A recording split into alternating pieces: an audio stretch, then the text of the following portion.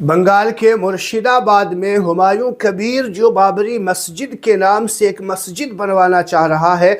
आप जानते हैं कि हुमायूं कबीर कौन है?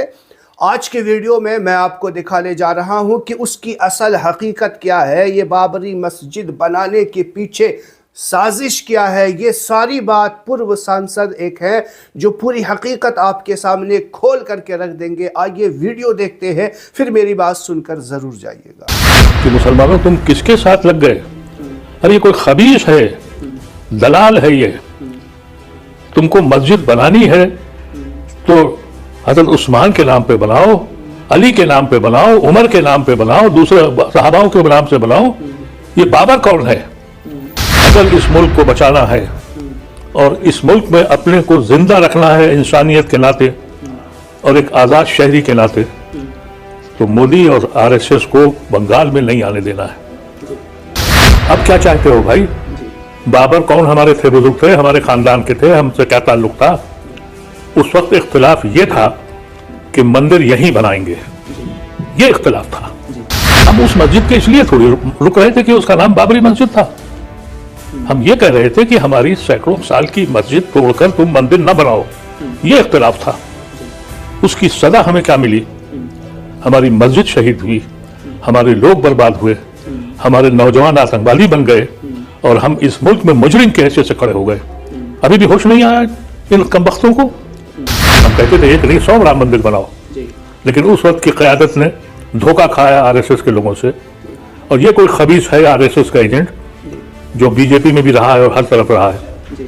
आप समझते हैं ये मुसलमान का अब फिर वो तमाशा करेंगे? ये सिर्फ इलेक्शन के लिए हो रहा है और आरएसएस अपना और बीजेपी इलेक्शन लड़ना जानती है।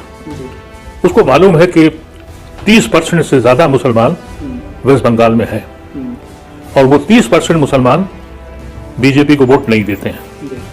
बीजेपी ये कहती है कि मुसलमानों के अपीजमेंट की वजह से ये नहीं किया।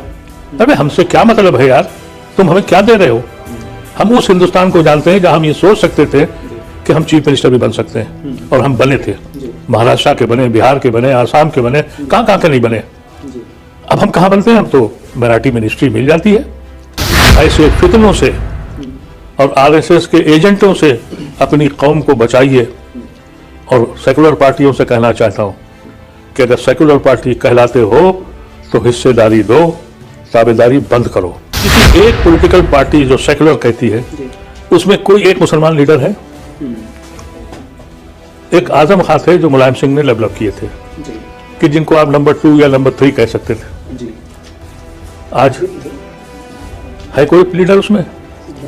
है किसी में हिम्मत? है लालू की पार्टी में कोई मुसलमान? इतने पुराने साथी और सिद्दीकी उनके साथ हैं, कहाँ है वो? क्या परेशानी थी? कहते थे कि सिद्दीकी को हम डिप्टी चीफ मिनिस्टर बनाएंगे, नहीं बनाएंगे, बाद में देखेंगे। हिम्मत नहीं। कांग्रेस में कोई है? कोई एक लीडर का नाम बताइए। सलमान खुर्शीद हिंदुस्तान में सियासी मुसलमानों में सबसे सीनियर आदमी, 90s में वो आदमी मिनिस्टर था नरसिम्हा राव की सरकार में। आज कांग्रेस में क्या हैसियत है उसकी? जब इंदिरा गांधी जेल जा रही थी तो आपको नहीं ये मालूम होगा उन्होंने इंचार्ज किसको बनाया था? अंतुले को जेल जाते वक्त कहा कि मेरे पीछे अंतुले फैसला करेंगे। इतनी बड़ी पार्टी। मुझे याद है अपनी जवानी जब मैं कांग्रेस में जुड़ा, फखरुद्दीन अली अहमद फैसले करते थे मुस्लिम मसाइल के, इंदिरा गांधी के पास नहीं जाना होता था। ये जो शख्स है ये कोई खबीस और बीजेपी और आरएसएस का कोई एजेंट है। ये बाबरी मस्जिद का किस्सा खत्म हो गया। ये इतना बड़ा सानिया है कि हिंदुस्तान की सियासत बदल गई, हिंदुस्तान का मिजाज बदल गया, हिंदुस्तान में एक कौम गुनहगार करार पाई। अब क्या चाहते हो भाई? बाबर कौन हमारे थे? बुजुर्ग थे, हमारे खानदान के थे, हमसे क्या ताल्लुक था? उस वक्त इख्तिलाफ ये था कि मंदिर यहीं बनाएंगे, ये इख्तिलाफ था। ये कतन इख्तिलाफ नहीं था कि आप मंदिर कहाँ बनाएंगे। हम कहते थे एक नहीं 100 राम मंदिर बनाओ, लेकिन उस वक्त की क़यादत ने धोखा खाया आरएसएस के लोगों से। और ये कोई खबीस है आरएसएस का एजेंट जो बीजेपी में भी रहा है और हर तरफ रहा है। जी आप समझते हैं ये मुसलमान का अब फिर वो तमाशा करेंगे? जी ये सिर्फ इलेक्शन के लिए हो रहा है जी और आरएसएस अपना और बीजेपी इलेक्शन लड़ना जानती है। जी उसको मालूम है कि 30% से ज़्यादा मुसलमान वेस्ट बंगाल में हैं और वो 30% मुसलमान बीजेपी को वोट नहीं देते हैं। जी पहले ये सारा का सारा वोट कांग्रेस को मिलता था, कांग्रेस हुकूमत चलाती थी। जी सिद्धार्थ शंकर रे के बाद जी ज्योति बासु जब लेफ्ट की फ्रंट लेके आए जी तो वो सारा का सारा मुसलमान ज्योति बासु और लेफ्ट को वोट देने लगा। ये 30% वोट जो एक साथ जाता है।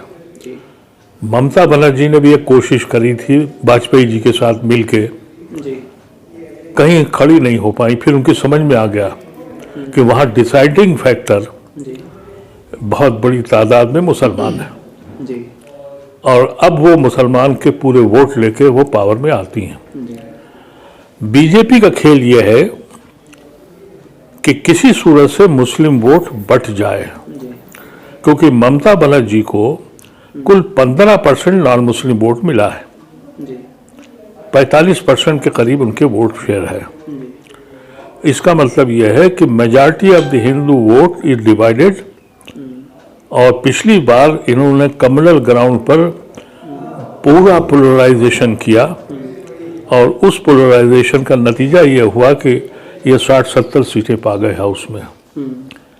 और बंगाल में पिछली बार ये हुआ कि ममता बनर्जी इसलिए पावर में ज़्यादा आ गई कि कांग्रेस और लेफ्ट बिल्कुल वाइप आउट हो गया। उनका जो हिंदू वोट था वो कंसोलिडेट हो गया बीजेपी के पास, नहीं तो ये 10-12 सीटों से ज़्यादा के नहीं है वहाँ। उनका अब की खेल यह है कि जो हिंदू वोट है जो कांग्रेस से निकल चुका है और जो लेफ्ट से निकल चुका है वो वैसे ही निकला रहे और ममता बनर्जी का मुस्लिम वोट बट जाए। आपके जरिए मैं कहना चाहता हूं कि मुसलमानों तुम किसके साथ लग गए? अरे ये कोई खबीस है, दलाल है ये। तुमको मस्जिद बनानी है तो हजरत उस्मान के नाम पे बनाओ, अली के नाम पे बनाओ, उमर के नाम पे बनाओ, दूसरे सहाबाओं के नाम से बनाओ। ये बाबर कौन है? एक बादशाह। हम उस मस्जिद के इसलिए थोड़ी रुक रहे थे कि उसका नाम बाबरी मस्जिद था। हम ये कह रहे थे कि हमारी सैकड़ों साल की मस्जिद तोड़कर तुम मंदिर न बनाओ। ये इख्तिलाफ था। उसकी सजा हमें क्या मिली? हमारी मस्जिद शहीद हुई, हमारे लोग बर्बाद हुए, हमारे नौजवान आतंकवादी बन गए और हम इस मुल्क में मुजरिम के हैसियत से खड़े हो गए। अभी भी होश नहीं आया इन कमबख्तों को। शदीद मुखालफत होनी चाहिए और आप यकीन कीजिए जो लोग वहाँ इकट्ठे किए गए यकीनी तौर पर वो मासूम लोग हैं। पैसे लेके बीजेपी और दूसरी जमातों ने उनको वहाँ पहुँचाया है और इस बार तो चाहे कुछ भी हो, अगर इस मुल्क को बचाना है और इस मुल्क में अपने को जिंदा रखना है इंसानियत के नाते और एक आज़ाद शहरी के नाते, तो मोदी और आरएसएस को बंगाल में नहीं आने देना है।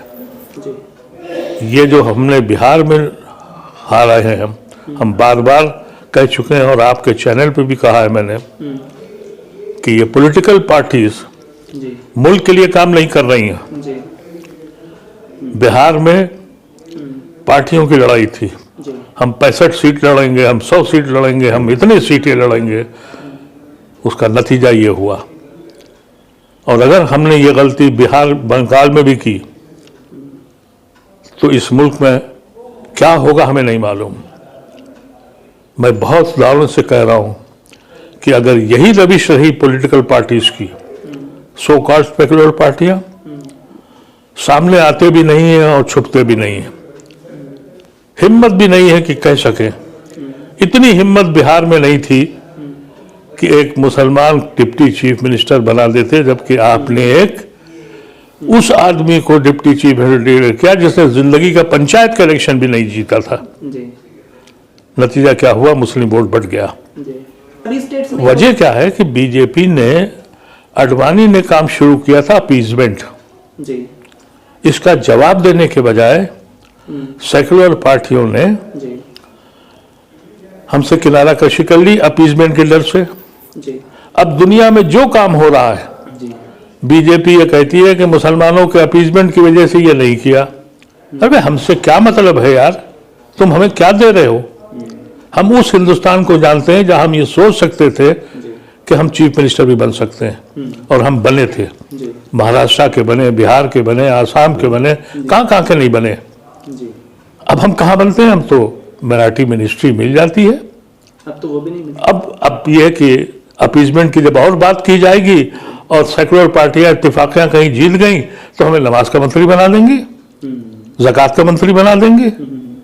ये तुम्हारी हैसियत है। जी असदुद्दीन ओवैसी जी को कुव्वत इसी वजह से मिलती है। जी अगर वो अलायंस ये ऐलान कर देता जी कि भाई हम एक बैकवर्ड कम्युनिटी लेंगे, एक दलित लेंगे, एक माइनॉरिटी लेंगे, उसको हम अहमियत देंगे, हिस्सेदार बनाएंगे, ताबेदार नहीं, हाँ तो ओवैसी साहब की आवाज में वो खनक, वो कुव्वत नहीं पैदा होती। जस्टिफाइड वो हो गए और उनकी 5 सीटें आ गई और गालिबन 2 सीटों पे नंबर 2 है वो। जी। पश्चिम ये बंगाल कौन पैदा करता है? पश्चिम बंगाल भी कहीं लड़ेंगे।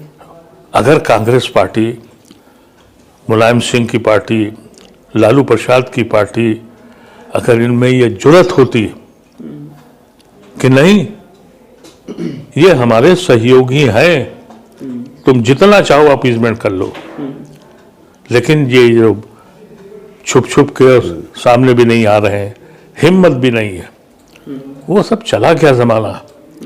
मैं आपके चैनल से ये कहना चाहता हूँ मुसलमानों से, ऐसे फितनों से और आरएसएस के एजेंटों से अपनी कौम को बचाइए।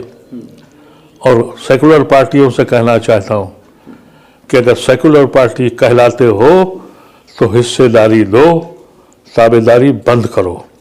मैं बहुत सालों से कह रहा हूँ कि इस मुल्क को अगर बचाना पड़ेगा तो आखिरी हरबा मुसलमानों के पास यही है कि वो इलेक्शन से हट जाएं,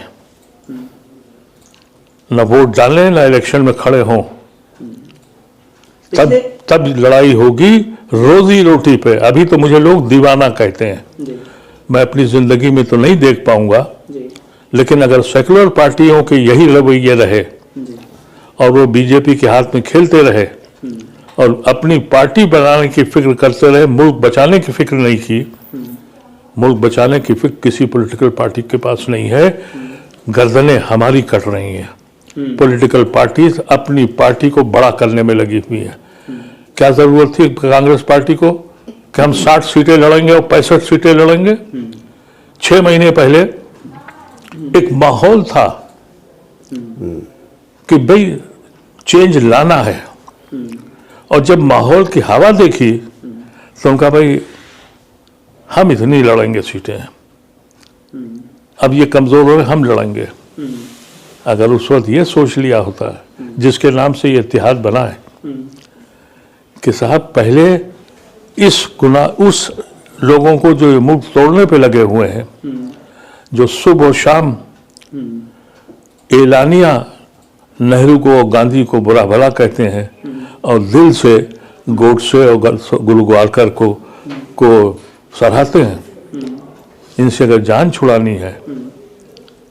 आप लोगों ने सुना पूर्व सांसद किस तरीके से पूरी वजाहत के साथ ये बात बता रहे हैं कि हम मुसलमानों को क्या चाहिए और किस चीज़ की ज़रूरत होनी चाहिए। ये सारे फितने फसाद वाली चीज़ें आप किसके इशारे पे कर रहे हैं, ये पूरा खुलासा आपने सुन लिया होगा। इसलिए मुसलमानों होश में आओ और इस तरीके से लोगों के बहकावे में फितना फसाद वाली चीज़ों में शामिल ना हो, उनमें शरीक ना हो, वरना क़यामत के दिन हम सबको जवाब देना होगा। वीडियो को आप लोग ज़रूर शेयर करें। मेरे इस नए चैनल एम वसीम को आप लोग ज़रूर सब्सक्राइब कर लें ताकि सच्ची और हकीकत ख़बरें आप तक पहुँचती रहें।